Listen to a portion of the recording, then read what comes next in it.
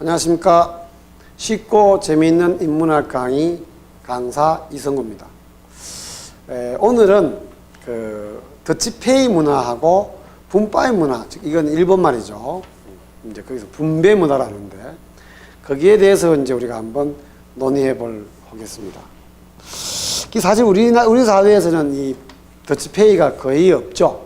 물론 최근에 이제 소수 동호회 같은 경우에 뭐 번개 모임을 했을 경우에 이제 더치페이를 n분의 1을 해서 이제 회비를 내는 경우도 있는데, 대다수의 친한 친구 사이에는 거의 이제 한 사람이 지불을 하지, 이제 그거는 글쎄 뭐 나누지 않잖아요. 근데 유럽의 아이들도 보면은 이 더치페이 문화가 상당히 좀 발달된 나라들이 많고요. 그 다음에 이제 우리 이웃인 일본은 아주 극심합니다. 일본이 이제 세계적으로 개인주의 지수가 굉장히 좀, 물론 유럽에 비해서 낮지만 동양권에서는 굉장히 높은 나라인데, 특히 이 분파의 문화는 무지 발달되어 있습니다. 분배 문화는. 그래서 오죽하면은 청춘 남녀가 연인 관계에서 아주 오랫동안 사귀었던 사랑의 관계인데도 불구하고 뭐 영화를 보거나 어떤 놀이를 할 때 딱 절반씩 내는 그런 문화가 있어요. 제가 한번 개인적으로 일본에서 온 한국 관광객을 이제 한번 접대한 적이 있었는데, 세 사람이서 중학교 때부터 친구인데 10만 원의 돈이 나오니까 한 명당 33,000원씩 딱 지불하고 1,000원이 모자라잖아요. 그걸 갖고 한참 고민할 때 한 사람이 자기가 이제 1,000원을 내겠다고 하고 1,000원을 더 얹어내니까 두 명이서 뭐 수고이 하면서 아주 난리를 치더라고요. 참 이 분배 문화가 없는 저로서는 굉장히 좀 당혹스러웠던 일인데, 그 정도 친구면 우리 사회에서는 뭐 거의 뭐 계산대 위에서 내가 먼저 낼게, 네가 낼게 막 이렇게 싸우잖아요.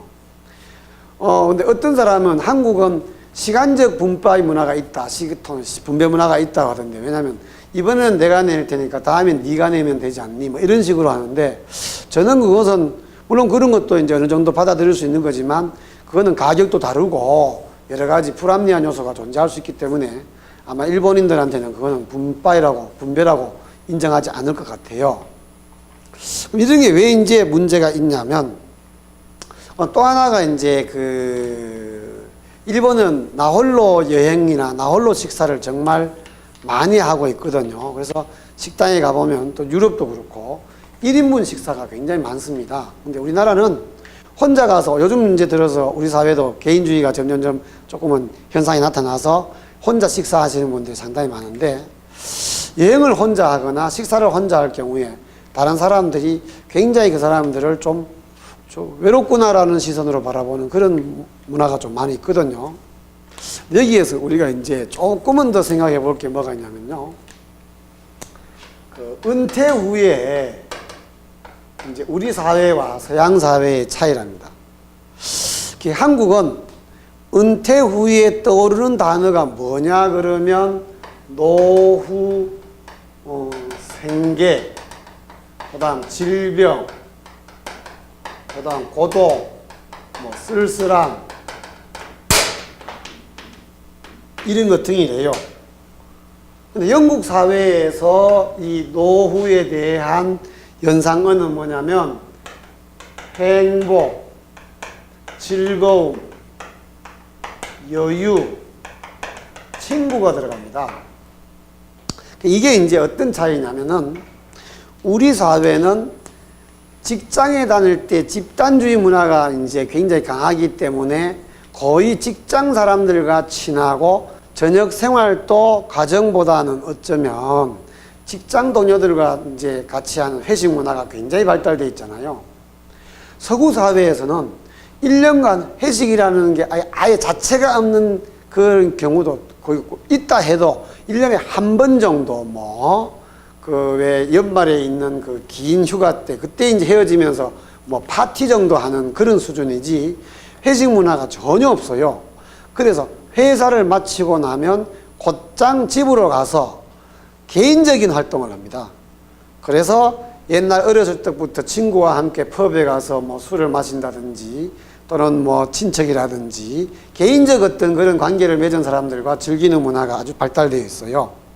그러다 보니까 동네의 어린 적 친구들이 같이 자랐던 커뮤니티가 생성이 되어 있어서 그게 공동체가 아니고 그건 집단이 아니죠. 왜냐하면 그 강요에 의한 게 아니고 어릴 적부터 같이 내가 자발적으로 자랐기 때문에 내 개인적 어떤 인간관계를 맺는 거고, 우리는 회사를 다니면서 회사라는 집단에 대한 나의 충성심이라든지 이런 것을 이제 하다 보니까 저녁 퇴근 후에도 그들과 놀이 문화가 발달되어 있고, 자 이제 문제는 퇴직하고 난 뒤입니다.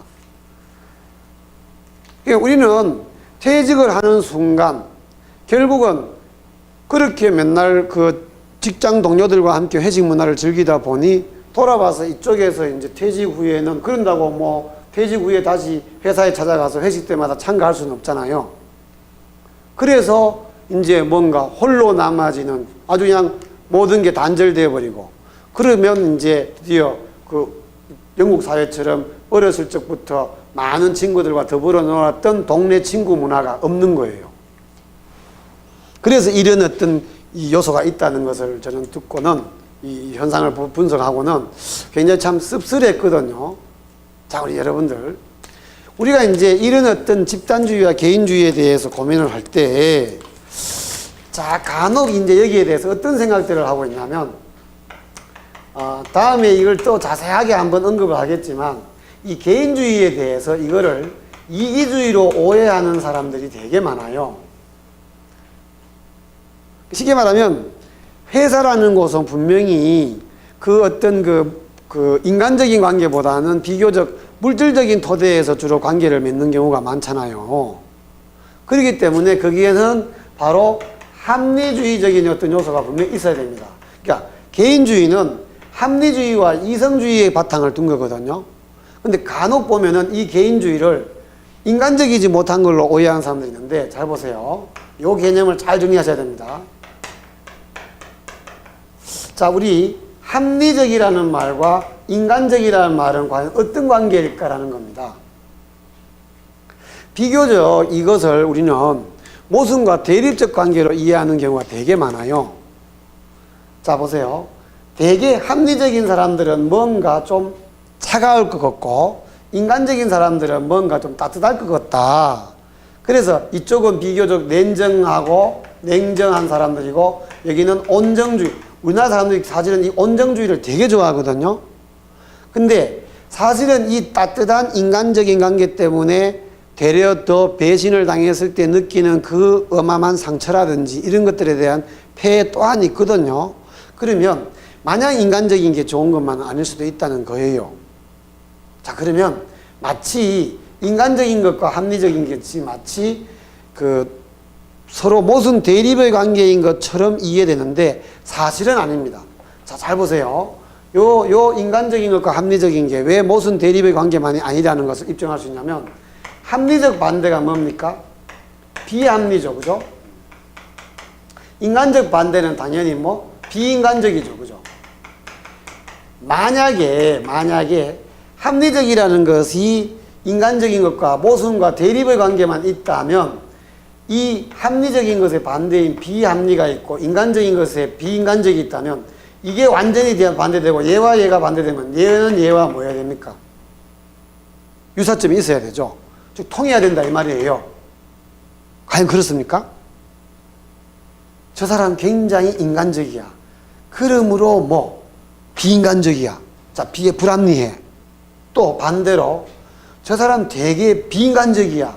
그러므로 합리적이야. 라는 말은 정말 우리가 논리적으로 맞지 않는 그 관계지요. 그래서 결론적으로는 뭐냐면, 합리적일수록 오히려 뭐 인간적인 것을 더 강하게 지닐 수 있고, 인간적인 것을 통해서 우리가 그동안 합리적이라고 생각했던 것에 지평을 넓힐 수 있는 요소로 서로 상생적 관계가 될 수 있다 이 말입니다. 그런데 자꾸 이 개인주의를 불합리한 어떤 그런 냉정한 사람으로 몰았는데, 사실은 개인주의가 그렇게 냉정한 건 아니거든요. 개인주의는 오히려 유럽 사회에 개인주의가 되게 발달된 사회는 오히려 공동체나 기부 문화가 어마어마하게 발달된 그런 인간적이고 따뜻한 요소가 되게 많습니다. 그래서 은근히 우리 사회, 이건 오류거든요. 개인주의와 이기주의는 개인주의는 쉽게 말하면 내가 즐기되 타인에게 해가 되지 않는 범주에서 최대한 즐겨라 라는 거고, 이기주의는 타인에게 해가 될 수 있는 행동을 하는 겁니다. 그러면 개인주의를 자꾸 이기주의로 몰아놓고 공격하는 것을 그걸 우리는 논리학에서 뭐라고 하냐면 허수아비 공격의 오류라고 말해요. 즉 상대방의 어떤 주장을 슬그머니 다른 어떤 좀 문제성이 있는 주장으로 바꾼 다음에, 공격하기 쉽게 바꾼 다음에 마구 찔러대는 것을 우리는 허수아비 공격의 오류라고 합니다. 자, 그래서 물론 한국의 온정주의적인 문화가 아주 오랜 세월 동안 이어져 내려왔는데, 이게 반드시 따뜻한 것이 아니라 어쩌면 우리가 빨리 극복해야 될 이 집단주의라는 문화 속에서 나타난 불합리한 요소가 상당히 있는 거라고 우리가 인정을 한다면, 이제부터 우리 사회도 빨리 집단주의에서 벗어나서 이 개인주의로 가야 될 것이고, 마냥 온정주의만 추구할 것이 아니라 합리적 사고의 바탕을 둔 온정주의가 돼야 되겠죠. 그런 식으로 우리 사회의 인간관계를 형성하는 게 보다 더 아름답다고 저는 생각합니다. 오늘은 여기까지 강의를 마치겠습니다. 다음 시간에 또 재밌는 주제를 가지고 여러분들을 찾아뵙겠습니다. 감사합니다.